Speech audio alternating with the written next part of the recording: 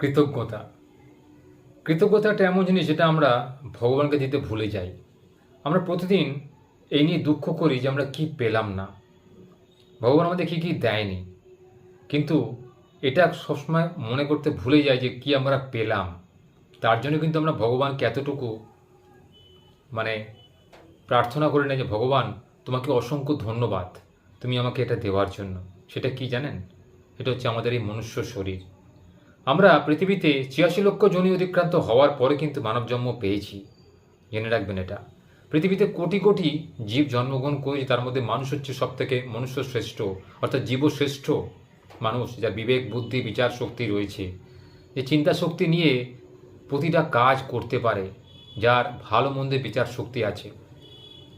তাই আমরা কখনোই ভগবানের কাছে এটা ভেবে সন্তুষ্ট হই না, ভগবান তুমি তো আমাকে বড়লোকের ঘরে জন্মগ্রহণ করাওনি, তুমি গরিব ঘরে জন্মগ্রহণ করিয়েছো, তুমি আমাকে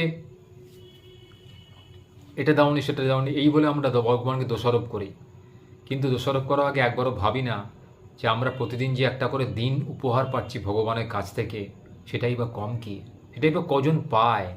পৃথিবীতে এমন অনেক লোক রয়েছে যারা দুবেলা দুমুঠো পেট ভরে অন্নও জোটে না, তাদের খেতে পায় না, পড়তে পায় না, শীতকালে রাস্তায় ঘুমোয়, বর্ষাকালে জলে ভেজে, গরমকালে পাখা পায় না, কষ্ট পায় রোদ্দুরে পড়ে।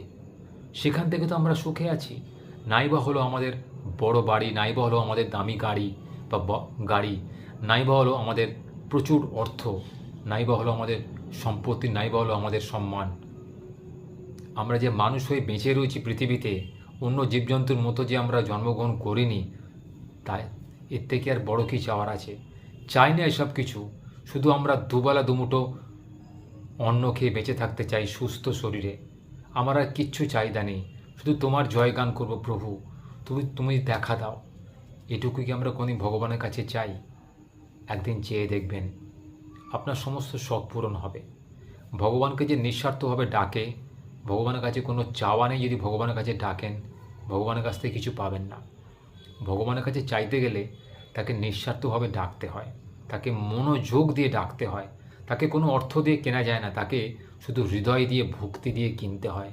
ভগবান কারুর অর্থ থেকে আসে না, তার ভক্তি শ্রদ্ধা মায়া মমতা এবং শৃঙ্খলাপরায়ণ জীবন দেখে তার কাছে দেখা দেয়। জীবনে যদি তার দেখা পান, জানবেন আপনার জীবন সার্থক হয়ে গেল। আপনার জীবন মানব জন্ম আপনার সার্থক। আমরা প্রতিটা মানুষ কিন্তু সেই দিনে অপেক্ষায় রয়েছি, যেদিন ভগবান আমাদের দেখা দেবেন পৃথিবীতে। জানি না আমাদের সেই কপালে সেই সুখ লেখা আছে কি না। যদি লেখা